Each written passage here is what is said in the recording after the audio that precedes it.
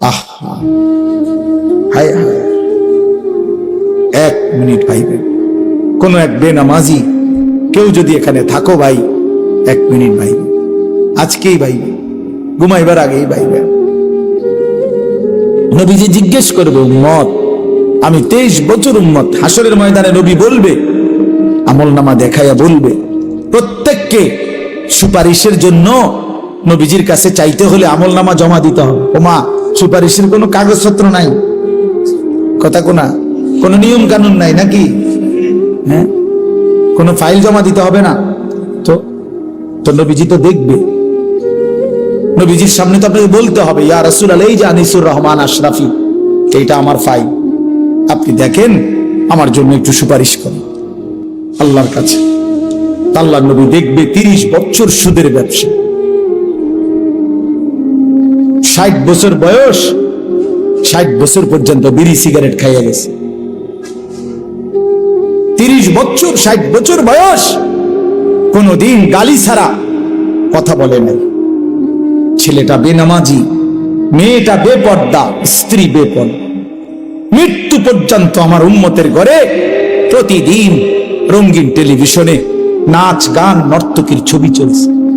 তার ছেলে মেয়ে নাতি নাতনি বসে নাচ গান নাটক সিনেমা দেখে গেছে। কোনদিন গালি ছাড়া কথা বলে না। হালাল রোজগার বলতে কিছু নাই। ফজরের নামাজ 1000 পৃষ্ঠা উল্টাইও, ফজরের নামাজ বলতে কিছু নাই। আল্লাহর কসম, আমরা উর্দু কিতাবে পড়ছি, নবীজি চোখের পানি ফেলে দিবে, নবী কাঁদবে, আল্লাহর নবী কাঁদবে, বলবে, উম্মত, আমি সেই নবী যে 23 বছর তোদের জন্য কেঁদেছিলাম। আমি সেই নবী যে পেটে ক্ষুধার কষ্টে 2টা পাথর বাঁধছিলাম। আমি সেই নবী তায়েফের রক্তে যে সমস্ত শরীর রক্তাক্ত করেছিলাম। উহুদের দান শহীদ করা রক্ত নিয়ে ময়দানে পড়েছিলাম বেহুশ হয়ে।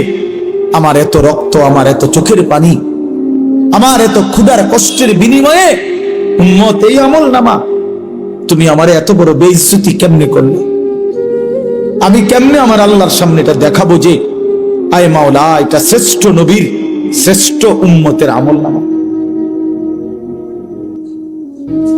বলে, কোন বাপ যদি 8 বছর ছেলেটাকে ইউনিভার্সিটিতে পড়ায়, তো গরিব বাপ তার ছেলেটাকে মনে করেন ভিটা মাটি বসত সব বেচ্চা, নিজে না খাইয়া ছেলেটার 1 লাখ লাখ টাকা পড়ালেখার খরচ দিছে। 8 বছর পরে, 6 বছর পরে বাপ রেজাল্ট সার্টিফিকেট দেখতেছে যে ফেল। ওই বাপ কি পরিমাণ কাঁদবে? ওই বাপ কি পরিমাণ কাঁদবে? ওই বাপ বলবে না যে, বাপ, আমি তোরে মানুষ করার জন্য, তোর পড়ালেখার খরচ দেওয়ার জন্য ভিটাটা বেচা ফেলছি, মাটিটা বিক্রি করে ফেলছি, আমি জীবনে কোনো সুখের নাগাল পাই নাই। এই বছরও ভাই, এই গত হজ্জেও এক জিদ্দা থাকে এক প্রবাসী ভাই। আমি তো হজ উমরার সফরে গেলে প্রবাসীদের রুমে রুমে যাই। আমি আজ 32 বছর সৌদি আরব জিদ্দায় পড়ে আছি। কেউ 18 বছর, কেউ 16 বছর। জীবনের এই সুখের সময়টা যারা কাটাইছে বিদেশের জমিনে, যৌবনের পুরাটা টাইম শেষ করে দিছে বাপ। বিনিময় সেই বাপ যখন দেখে তার ছেলেটা ফেল, তখন সে বলবে, বাপ, তুই আমার এটা কি দেখাইবি? তুই আমার এতগুলো টাকা, তুই আমার এত বড় বেইজ্জতি কেমনি করলি বাপ? এটা বলবে না? তো নবী সাল্লাল্লাহু আলাইহি সাল্লামও বলবে, খোদার কসম নবীজিও বলবে, আল্লাহর কসম নবীও বলবে যে, উম্মত, তুমি আমার এত বড় বেইজ্জতি কেমনে করলে? আমার এতগুলো চোখের পানির এভাবে কেমনে ফিরায় দেব? এই জন্য একজনই, আমি আবারও বলছি, আমি সংখ্যায় বিশ্বাসী না। কয়জন শুনছে? খোদার কসম আমার এটা কোনো ফিকির না। আমি এক ফিকিরের বিশ্বাসী, যে একজনই বুঝেন, একজন প্রিয় নবী সাল্লাল্লাহু আলাইহি সাল্লাম এবং সাহাবায়ে কেরামের কলিজার মধ্যে এই ফিকির ছিল মৃত্যু পর্যন্ত, যে আল্লাহ পাকের এক এক বান্দা কিভাবে জাহান্নাম থেকে বাঁচবে, এটাই ফিকির। এটাই আমাদের জিন্দেগি।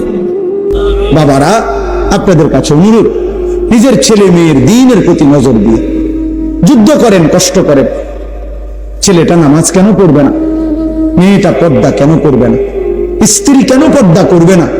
আপনি এটার উপরে 1000 বার চেষ্টা করেন, আলেমে দ্বীনকে পরামর্শ নেন, কোরআন সুন্নাহর দিক নির্দেশনা কি আছে এটা আপনি জেনে নেন। আপনি ওই পদ্ধতি প্রয়োগ করেন। স্ত্রী যদি নামাজ না পড়ে, আল্লাহর বিধান কি? স্ত্রী যদি পর্দা না করে, আল্লাহর বিধান কি? ছেলে মেয়ে যদি সেজদা না করে, হারামের মধ্যে লিপ্ত থাকে, আল্লাহর বিধান কি? এটা জেনে আমল করার চেষ্টা করেন। আমার নয়তো আপনিও আটকাবেন, সন্তানাদিও আটকাবেন। আখিরাতের ময়দানে কমপক্ষে প্রত্যেক মানুষকে নিজের এবং নিজ পরিবারের সদস্যদের ব্যাপারে আল্লাহ পাক জিজ্ঞাসা করবেন, এটুকুর জবাব সবাই দিতে হবে। কমপক্ষে এর মাফ কারণে আমি আর আমার বিবি বাচ্চা একই হিসাব আমারই দিতে হবে। তোমার বিবি বেনামাজি হলো কেন? বেপর্দা হলো কেন? তোমার ছেলে মেয়ে নামাজ পড়লো না কেন? আপনি কদ্দুর বলছেন, কি বলছেন, কদ্দুর চেষ্টা করছেন? আল্লাহর কাছে তো হিসাব আছে, ঠিক না? কথা বলেন না কেন? আল্লাহর হিসাবে যদি হয় যে না, আমার বান্দা তার শেষ নিঃশ্বাস পর্যন্ত চেষ্টা করছে, তো ঠিক আছে, আল্লাহ মাফ করে দিবে। আর যদি আল্লাহ তো জানে আপনি কদ্দুর চেষ্টা করছেন না করছেন, আপনি নামাজের ফিকির করছেন যেদ্দুর, বিদেশের ফিকির করছেন তার তো 100 গুণ বেশি। আরে তো বাদ দাও, লাগবে না, পড়লে ফরুক, না পড়লে নাই, চাই বিদেশ ফাটাই দাও। বিদেশের 12 লাখ টাকা ব্যবস্থা করতে দুয়ারে দুয়ারে ঘুরছেন আপনি। 3 লাখ টাকা সুদে লইছেন, 3 লাখ টাকা কিস্তিতে লইছেন, 6 লাখ টাকা জমি বেচা লইছেন, 12 লাখ টাকা মিলাইয়া বিদেশ ফাটাইছেন আব্বা। এরপর হুজুরের থেকে আইয়া কইছেন, হুজুর খাস করে দোয়া করেন তার লাগিয়া। আল্লাহ আল্লাহ করিয়া বহুত কষ্ট করে টাকা মিলাইছে, খাস করে দোয়া করতো। কি দোয়া? হুজুরে কি দোয়া করতো? যে আল্লাহ নিজের সুদে টাকা দিলেছে, বরকত দেন নাকি? তো কি দোয়া করতো? হুজুরে কি দোয়া করতো?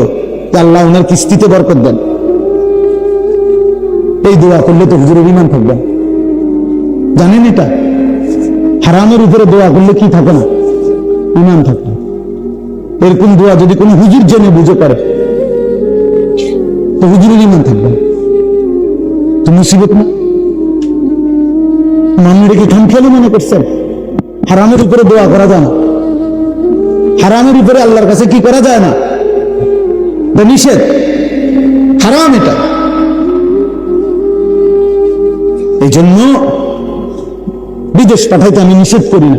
যার রিজিক বিদেশ, সে বিদেশেই যাবে। যার রিজিক এখানে, সেখানেই থাকবে। প্রতি লোকমা যার খাবার যেখানে, সে সেখানে পৌঁছবেই। কিন্তু আমার সিদ্ধান্ত থাকতে হবে, আমি হারাম করব না, আমি হারাম নেব না, আমি আল্লাহর নাফরমানি মানব না। আমি যুদ্ধ আমার সন্তানের সাথে আমি বলে দেন, বাপ তুই আল্লাহকে সেজদা করো না, দিদি তুমি নামাজ পড়ো না, পর্দা করো না। তুমি মনে রাখো, যদি আমি দুনিয়াতে ভয়ে আতঙ্কে যদি তোমার লগে নাও পারি, তো মনে রাখো আমার মনের কষ্ট থেকে যাবে। আমি তোমার লগে পারলাম না, ঠিক আছে, কিন্তু তুমি আমার এটা মনে রাখো, আমি তোমার প্রতি অসন্তুষ্ট। ছেলেরা বলল, বাপ যে বাপ তোর উপরে আমি অসন্তুষ্ট, তো যে সন্তানের উপরে তার মা বাবা অসন্তুষ্ট, ও জাহান্নাম। যে স্ত্রীর উপরে তার স্বামী অসন্তুষ্ট, ওই মহিলা জাহান্নাম। তো তুমি তার বলো, তো নামাজ পড়বি না বেটি, পর্দা করবি না বিবি, তুই আমার হুমকি দাও, ঠিক আছে, তুই আমার জেল খাটাইবা, তুই আমার নারী নির্যাতন মামলা দিবা, ঠিক আছে, যাও, কিছুই করতে পারলাম না তোমার। তো এর দূর মনে রাখো, আমার কলিজারে তো আটকে থাকতে না। কথা বলেন না কেন? কলিজারে কি জেল দিতে পারি? তো কলিজা দিয়া বলে গেলাম, আমি তোমার প্রতি অসন্তুষ্ট। এর দূরে সারবে। তো ওই মহিলা কেমনে জান্নাতে যাবে? স্বামীরে অসন্তুষ্ট রাখা। ওই সন্তান কেমনে জান্নাতে যাবে? বাপ মারে অসন্তুষ্ট রাখা। বলেন চাচা। আল্লাহ আমাদেরকে হেফাজত করে। রাসূলুল্লাহ সাল্লাল্লাহু আলাইহি সাল্লাম বলেন, উম্মত তোমার স্যান্ডেলের যদি ফিতাটাও ছিঁড়ে যায়, শিরাকা না আলাইক, তোমার স্যান্ডেলের যে ফিতা এটাও যদি ছিঁড়ে যায়, নবীজি বলছেন কাউরে বইল না, সবার আগে আল্লাহকে বলো। সবার আগে কাকে ডাকো? এটা মুসিবত, ছোট্ট মুসিবত। স্যান্ডেলের ফিতা ছিঁড়ে যাওয়া এখানে মুসিবত না, শুধু মক্কা মদিনা, বিশেষ করে মক্কা শরীফ যদি কোন আনতে ছিঁড়ে যায়, আমার জীবনে একবার ছিঁড়ছে। হ্যাঁ, কষ্ট কারে কয়? শুধু এক জোড়া জুতা কেনার জন্য হারাম শরীফের সীমানাটার থেকে দোকানটা পর্যন্ত গেছি, আমার পাওটা মনে হয় যেন পারতালটা জ্বলে গেছে। এক জোড়া জুতার জন্য দৌড় দিছি, দৌড়াইয়া গেছি, কোনো আইটটা না, এত গরম এটা নিচে। কথা বুঝছেন না? তখন বুঝা গেছে স্যান্ডেলের ফিতা ছিঁড়ে যাওয়াটা কি পরিমাণ মুশকিল। মানে ফিতাইটা ছিঁড়ে গেছে, এখন হাঁটতে পারতেছি না। এখন আন্দাজে আরেকজনের জুতা কিনে গেতে আর কি যে জুতা চুরি করে নিলাম, এর কোনো সুযোগ আছে? তো খালি পায়ে দৌড়ে গেছি ওই দোকান বাহিরে, মানে সীমানা পার হইয়া তো দোকানে যাইতে হবে, কোনো একটা দোকান থেকে না এক জোড়া জুতা কিন, এক জোড়া স্যান্ডেল কিন। তখন দেখছি মানে পাউটা যেন পুড়ে গেছে শুধু। এই জন্য আল্লাহ নবী সাল্লাল্লাহু আলাইহি সাল্লাম বলেন, তোমার যদি স্যান্ডেলের ফিতাটাও ছিঁড়ে যায়, সবার আগে ডাকবে কাকে? আল্লাহকে ডাকবে, আল্লাহকে। আম্মান ইউজিবুল মুজতাররা ইযা দাআহু ওয়া ইয়াকশিফুস সুআ। আল্লাহ তাআলা বলেন, হায় বান্দা, তুমি যখন অসহায় হয়ে পড়ো, আমাকে ছাড়া তুমি আর কাকে ডাকো? আমাকে ছাড়া ডাকবে কাকে? কে তোমার ডাকে সাড়া দিবে? তোমার রোগ, তোমার অসুস্থতা, তোমার পেরেশানি, তোমার অভাব, তোমার দুঃখ, তোমার দুর্দশা, বলো বান্দা, আমি ছাড়া এই অভাব দুর্গতির মুহূর্তে কে তোমার ডাকে সাড়া দেবে? বলে আসলে কেউ আছে? ওয়ায়াকশিফুস সুআ, তোমার সমস্ত মুসিবত, মন্দ অবস্থা, দুরবস্থা দূর করার ক্ষেত্রে আল্লাহ বলে, বান্দা আমি ছাড়া আছে কি? আমি ছাড়া আছে। কোরআনে এই কথাটা আল্লাহ তাআলা, আমার এই আয়াতটার তরজমা বললে আমার কথা শেষ। আমি শুধু এই কথাটার তরজমা বোঝানোর জন্যই বলতেছি এই কথাগুলো। মানে আল্লাহ তাআলা পুরা কোরআনুল কারীমে আমাদেরকে বুঝাইছেন, বান্দা আমারে ছাইরো না, আমারে ছাইরো না বান্দা। আমারে বাদ দিয়ে যদি অন্য কোনো দিকে কেউ একটু ভরসা করে নজর দেয়, আমার হুকুম আমারে বাদ দিছে, আমার কথা মনে নাই, খোদার কসম আল্লাহ বলে, বান্দা আমার বেশি কষ্ট লাগে। আমি যে সব প্রয়োজন পূরণ করি, করতেছি, বান্দা তুমি কেন অন্যের কাছে যাচ্ছ? কেন যাচ্ছ? কালকে জুমার নামাজের পরে, ভাই নজরুল শুনো, কালকে জুমার নামাজের পরে আমার ঢাকার মসজিদে দুই ছেলে আসছে, ওরা লেপ তোষক বেচে, বুঝছুন, লেপ তোষকের দোকানদার। এ আমার বয়ান শুনছে, ফজরের নামাজের ব্যাপারে আমার একটা বয়ান আছে, সন্দ্বীপের একটা ঘটনা। সন্দ্বীপ চট্টগ্রাম, ওখানে 4টা ছেলে কলেজের, ওরা একবার সিদ্ধান্ত নিছিল 2023 সালে যে তারা তাদের বন্ধুদেরকে ফজরের নামাজের জন্য উঠাবে, ফজর ক্যাম্পেইন। পরে 1 বছর মেহনত করে তারা প্রায় 4000-এর মতো পুরা উপজেলার এই কিশোর যুবক, যারা তখন নিয়মিত ফজরের নামাজ পড়ে, ফজর ক্যাম্পেইন করে, তার এই ছেলে বলতেছে, হুজুর আমি আপনার এই ওয়াজটা শুই না, আমার এলাকায় আমি উদ্যোগ নিছি, আজকে মাসখানিক লেফট তুষুক বেসিন না ফোলা, তো আমি উদ্যোগ নিয়ে আমরা 2 বন্ধু 2-3 জনে মিলে এখন আলহামদুলিল্লাহ এই 1-1.5 মাসের ভিতরে 160 জন লিস্টি করা দেখাইছে, লিস্টি আমরা প্রত্যেক দিনে 160 জন ফজরের নামাজ জামাতে পড়ে, আমরা চেষ্টা করতেছি প্রতিদিন। তো তারা, আমার গাড়িতেও আছে কাগজটা, তারা এমন সুন্দর করে বিভিন্ন বাণী লিখে লিখে ছেলেদের কাছে দাওয়াত দেয়। তো দিয়া নিচে লেখছে তাগো একটা, এই কাফেলাটার নাম কি? কাফেলার নাম হইল বেনামাজিকে খুঁজে বেড়াই, নামাজিকে বন্ধু বানাই। এরকম শুনছে জীবনে আর কথা, এমন সুন্দর কথা। এই ফোলার মাথার থেকে যে এমন সুন্দর বুদ্ধি আইবা, আপনি বুঝছেন কোনো, ভাবছেন কোনো দিন? কি সুন্দর কথা না? আমি তো জীবনে এমন সুন্দর কথা ভাবি নাই। বেনামাজিকে বন্ধু আরে খুঁজে বেড়াই, মানে তারা তালাশ করি আর কি, যে করে করে তারা ডাকি আমরা, আর নামাজিকে বন্ধু বানাই। হ্যাঁ, ফিকির। ফিকির, চেষ্টা করলে সম্ভব। একটু একটু কাজ যদি সবাই করে যার যার জায়গা থেকে, পৃথিবীর, আমার কাছে কিতাব আছে, আমার গাড়িতেও আছে, পৃথিবীর 4/1 হলো মুসলমান। সারা পৃথিবীর জনগোষ্ঠীর 4/1 কি 1 হলো কি মুসলমান, 1/4, 4/1 তাইলে যদি একজন মুসলমান, কথার কথা একটা হিসাব ওইখানে লিখছে আরবি কিতাব, যদি একজন মুসলমান সারা জীবনে সে যদি মাত্র 4 জন মানুষের দায়িত্ব নেয়, আমি 4 জন মানুষকে কালেমার দাওয়াত দেব, চেষ্টা করবো তার পিছনে টার্গেট করে, তাহলে পৃথিবীর সমস্ত জনগোষ্ঠীর কাছে কালেমার দাওয়াত পৌঁছে যাবে। কালেমার দাওয়াত পৌঁছে যাবে। তাহলে তোমরা ছেলেরা বলো ভাই, মুসলমানের ঘরে জন্ম নিয়ে তোমাদের রাত্র দিন কিভাবে কাটে? বলো, একটা ছেলে বলো, এই কি জীবন? নারী, ছবি, মোবাইল আর মন মতো চলা। কে তোমার বাবা, কে তোমার মা, কে তোমার আল্লাহ, কে তোমার নবী, কে তোমার রসুল, কে তোমার কিতাব, কিচ্ছু চেনো না। মুসলমানের সন্তান 4টা সূরা শুদ্ধ করতে পারে, মুসলমানের সন্তান ওযু নামাজের ফরজটুকু আদায় করতে জানে। শুক্রবারে আসে আর কি, আমরা বুঝি না, মসজিদে ঢোকে বাইরে হয়, তামসা আর কি এর নামাজ, পারলে না পড়তো নামাজ, পারলে না পড়তো। মানুষে খারাপ করবে, মন্দ সন্দ বলবে যে তেম নজাত শুধু শুক্রবারও আইয়ে না মসজিদ, এই শরমে আসে যায়। আর দেখছে তো মানুষ, দেখছে। ধন্যবাদ। ইমাম সাহেব সালামটা ফিরাইয়া সারে না, 2 রাকাত ফরজের জুমার দিন, ওমা তারে এমন শয়তানে কামড়া, একটা কামড়ের লগে হেতে বাইরে যায়,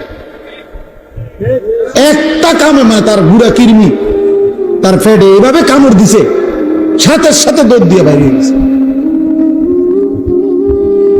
গুড়া কিরমি কামড়ায়। কারণ সে তো আসছে মূলত হাজিরা দিতে। ওই নামাজের জুমার আগের 4 রাকাত সুন্নত, জুমার নামাজের পরে 4 রাকাত সুন্নত, এত কিছু দিয়ে হেড টাইম আছে, এটা আইসা হাজিরা দিতে। মানুষ দেখছে তো, সারছে তো, জানে না মানুষ দেখছে, আমরা যাইয়ে মুসলিম নাই তো 4 রাকাত সুন্নত জুমার নামাজের পরে, এটা ইমাম সাহেবের বাপের সম্পত্তি। কথা বলেন না কেন? এটা যদি সবার জন্য দরকার না হইতো তো ইমাম সাহেব পড়ে কেন? সামনের কাতারের মুসল্লিগুলো পড়ে কেন? বয়স্ক চাচারা পড়ে কেন? ওনারা বেকুবে এই কারণে, ওনারা বোকা এই কারণে। তাহলে এই হাজিরা মার্কা নামাজ আখিরাতে কি মিলবে? আমার শায়েখ আল্লামা মুফতি মুশতাকুর নবী সাহেব বলে যে, হে মুসলমান, যেই নামাজ তোমার মসজিদের থেকে 100 হাত সামনে চা দোকানের আড্ডা, টেলিভিশনের আড্ডা থেকে ফিরাইতে পারলো না, সেই নামাজ তোমারে জাহান্নাম থেকে কেমনে ফিরাবে? বুঝাই তো যায় তুমি কি নামাজ পড়ছো, বুঝাই তো যায়, বুঝাই তো যায়। নামাজের মধ্যে যদি ওই যে আমরা লাল কালি দিয়ে যদি ভুল দাগ দেন, তো এরপরে আর সাদা লেখা পাইতেন না, পুরাটাই কি হয়ে যাবে? লাল হয়ে যাবে। আমার এক হুজুর বলছিল, আমি ছাত্রের খাতা কাটছি পরীক্ষার, সিদ্ধান্ত নিয়েছিলাম যে লাল কালি দিয়ে দিয়ে ভুল দাগ দিছি, এক একটা ভুলের 2 নম্বর করে কাটা। হুজুরে বলছিল আর কি, এরকম ভাবে আমি খাতা কাটছি, কয়েকটা ছেলের খাতা কাইটা শেষে লাল কালি দিয়ে দিয়ে ভুলটি তো সব দাগ দিছি। পরে যখন গুনছি এবং হিসাব হলো কি যে প্রতি ভুলে কত নম্বর কাটা, পরে গুন্না দেখছি আমি তার থেকে আরো 24 নম্বর পাই ছাত্রের থেকে। তার মানে 62টা ভুল, তো 50 দুগুণে 100 তো গেছে গা, আরো 12টা ভুলের কারণে আরো 24 নম্বর হুজুরে পায়। হেতে হেতে অন্য বিষয়ের থেকে হাওলা পৃথিবী,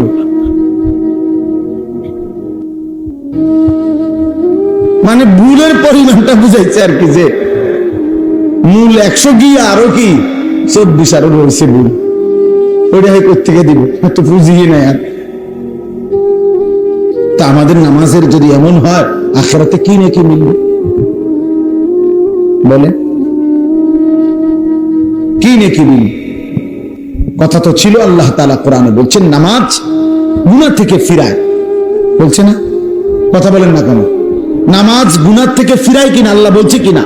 ইন্নাস সালাতা তানহা আনিল ফাহশাই ওয়াল মুনকার।